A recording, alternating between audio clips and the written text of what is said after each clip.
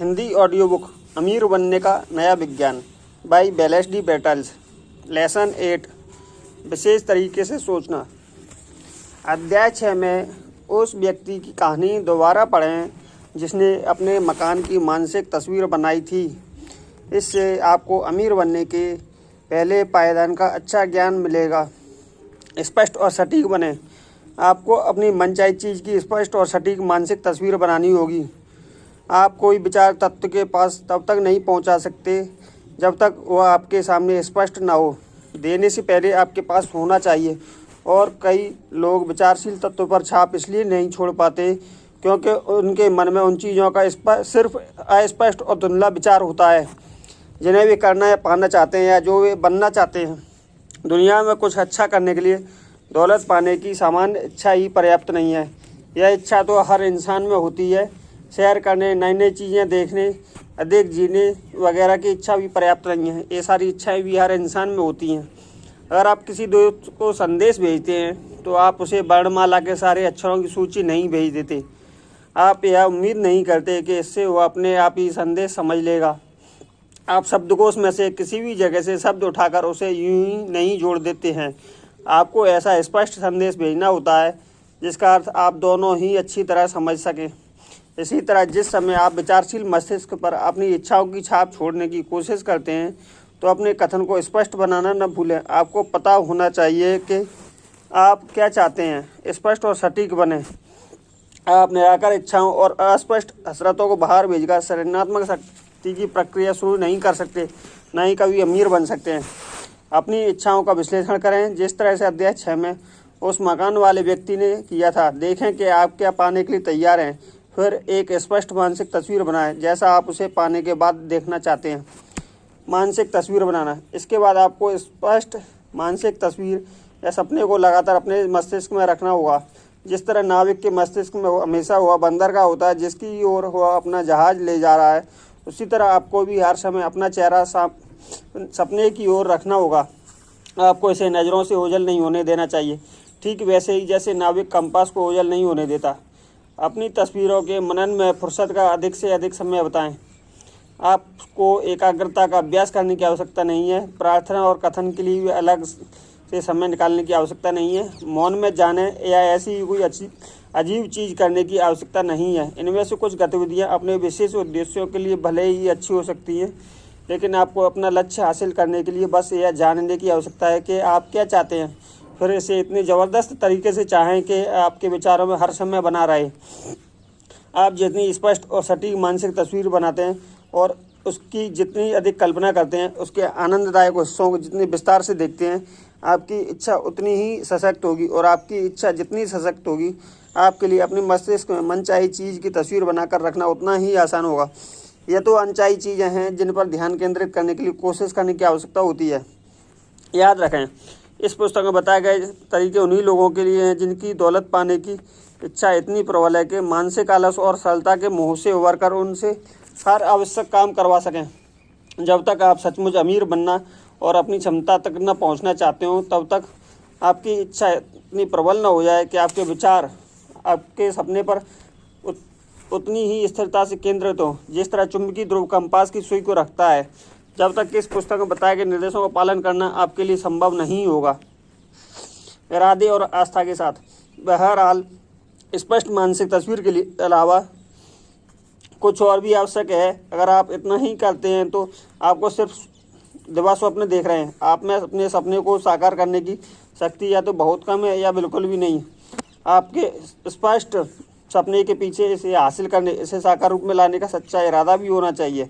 इस इरादे के पीछे एक अजय और अटल आस्था भी होनी चाहिए कि वह चीज़ पहले से ही आपकी हो चुकी है, आपके सामने ही रखी है और आपको तो सिर्फ उसे अपने अधिकार में लाना है। ईसा मसीह ने कहा था, मिलने के विश्वास के साथ प्रार्थना में जो मांगोगे वह तुम्हें मिल जाएगा। हमें मांगना होगा, साथ ही ये विश्वास भी रखना होगा कि वह चीज़ पहले से ही हमारी हो चुकी है, तभी हम अपनी मांगी हुई चीज़ को सचमुच हासिल कर सकते हैं। तो अपने सपने पर तब तक मनन करते रहें जब तक कि यह बिल्कुल स्पष्ट और सटीक न बन जाए। फिर अपनी मनचाही चीज़ों के मालिक बनने का मानसिक नज़रिया बनाए रखें। अपनी कल्पना में अपनी मनचाही चीज़ों का आनंद लें। अपने मस्तिष्क में उन सब के मालिक बने, इस पूरी आस्था के साथ कि वे चीज़ें सिर्फ वास्तव में अब आपकी हो चुकी है। इस मानसिक स्वामित्व को बनाए रखें, मानसिक रूप से नए घर में रहें जब तक कि आपके चारों ओर भौतिक आकार ग्रहण न कर ले। अपनी मनचाही चीज़ों को इस तरह देखें जैसे वे हर समय आप सचमुच आपके पास हों। स्वयं को उनका मालिक बनते और उन्हें इस्तेमाल करते देखें। अपनी कल्पना में उनका उपयोग उसी तरह करें जिस तरह तब करते जब वे साकार रूप में आपके पास होती हैं। यह सच है कि अपनी इस आस्था को एक पल के लिए डगमगाने न दें। याद रखें, हमने कृतज्ञता के बारे में अध्याय 7 में क्या कहा था।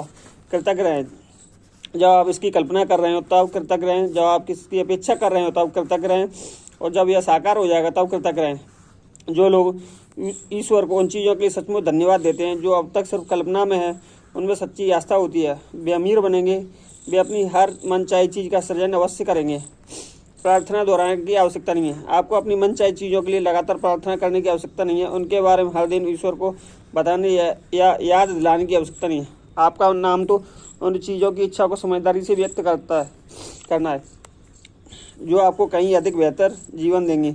इसके बाद आपको अपनी इच्छाओं को एक सामंजस्य पूर्ण समग्र में व्यवस्थित करना है। फिर इस समग्र इच्छा की छाप निराकार तत्व पर छोड़नी है जिसमें इतनी शक्ति और इच्छा है कि आपको मनचाही चीज़ आपको दे सकता है।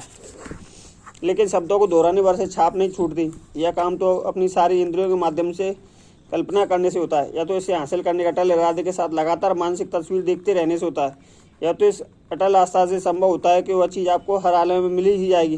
प्रार्थना का जवाब इस हिसाब से नहीं मिलता कि बोलते समय आपकी आस्था कितनी है। यह जवाब तो उस आस्था के अनुसार मिलता है जिसे आप काम करते समय बनाए रखते हैं। आप ईश्वर के मस्तिष्क पर इस तरह छाप नहीं छोड़ सकते कि एक रविवार को विशेष रूप से समय निकालकर अपनी मनचाही चीज़ मांगने और हफ्ते के बाकी अपने उपहारों के उस स्रोत को बुला दें। यदि प्रार्थना के बाद आप मामले को अपने मस्तिष्क से निकाल देते हैं तो अपनी कोठरी में कुछ विशेष घंटों तक प्रार्थना करके आप परमपिता को प्रभावित नहीं कर सकते। मौखिक प्रार्थना अच्छी है और इसका असर भी होता है, विशेष रूप से आपके मस्तिष्क पर, क्योंकि आपके सपने को स्पष्ट करती है और आपकी आस्था को शक्तिशाली बनाती है। लेकिन आपके मौखिक आग्रहों से ही आपको मनचाही चीज़ नहीं मिल सकती। अमीर बनने के लिए आपको प्रार्थना के सिर्फ एक मधुर घंटे की आवश्यकता नहीं होती है, बल्कि लगातार प्रार्थना करने की आवश्यकता होती है। प्रार्थना से मेरा मतलब है अपने सपने को निरंतर बनाए रखना, उसे साकार करने का स्पष्ट इरादा और अटूट विश्वास की वह चीज़ आपकी ओर आ रही है। अपनी मनचाही चीज़ पाने का विश्वास। जब आप स्पष्टता से अपने सपने को आकार दें तो फिर आपकी सफलता अपनी मनचाही चीज़ पाने पर निर्भर करती है। कृतज्ञता परम सत्ता को संबोधित करना उपयोगी होता है। फिर आपको अपनी कल्पना उस चीज़ को पा लेना चाहिए जिसे आपने मांगा है। नए मकान में रहें, अच्छे कपड़े पहने, कार की सवारी करें और शहर पर जाएं। विश्वास के साथ लंबी यात्राओं की योजना बनाएं। अपनी मांगी हुई सभी चीज़ों के बारे में इस तरह सोचें और बोलें जैसे आप सचमुच उनके मालिक बन चुके हों। अपने परिवेश और आर्थिक स्थिति ठीक वैसी कल्पना करें जैसी आप उन्हें चाहते हो। फिर पूरे समय उसी मानसिक परिवेश और आर्थिक स्थिति में रहें जब तक कि आप उन्हें साकार होता न देख लें। यह अवश्य सुनिश्चित कर लें कि यह काम स्वप्नदर्शी या हवाई किले बनाने वालों की तरह न करें। बस यह आशा बनाए रखें कि कल्पना में मौजूद चीज़ अब प्राप्त हो रही है। उसे साकार करने के इरादे को बनाए रखें। याद रखें, कल्पना के उपयोग में आस्था और इरादा ही वैज्ञानिक और स्वप्नदर्शी के बीच अंतर करते हैं। यह तथ्य जानने के बाद अब समय आ गया है कि आप इच्छा शक्ति का सही उपयोग करना सीख लें। सारांश, आपको अपनी मनचाही चीज़ की स्पष्ट और सटीक मानसिक तस्वीर बनानी होगी। और आप अपना कोई विचार तत्व के पास तब तक नहीं पहुंचा सकते जब तक कि वो आपके सामने स्पष्ट न हो। कई लोग विचारशील तत्व पर छाप इसलिए नहीं छोड़ पाते क्योंकि उनके मन में उन चीज़ों का अस्पष्ट और धुंधला विचार भरा होता है जिन्हें वे करने पाना चाहते हैं या जो वे बनना चाहते हैं। फिर आपको उस स्पष्ट मानसिक तस्वीर या सपने को लगातार अपने मस्तिष्क में बनाए रखना होगा। अपना लक्ष्य हासिल करने के लिए आपको तो बस यह जानने की आवश्यकता है कि आप क्या चाहते हैं और फिर इसे इतने ज़बरदस्त तरीके से चाहें कि यह आपके विचारों में हर समय बना रहे। आपके स्पष्ट सपने के पीछे इसे हासिल करने, इसे साकार रूप में लाने का सच्चा इरादा भी होना चाहिए। इस इरादे के पीछे यह और अटल आस्था भी होनी चाहिए कि वह चीज़ पहले से ही आपकी हो चुकी है, सामने ही मौजूद है। आपको तो बस उसे अपने अधिकार में लेना है। अपने सपने को स्पष्ट आकार देने के बाद कृतज्ञता में परम सत्ता को संबोधित करना उपयोगी होता है। फिर आपको अपनी कल्पना में उस चीज़ को पा लेना चाहिए जिसे आपने मांगा है। धन्यवाद।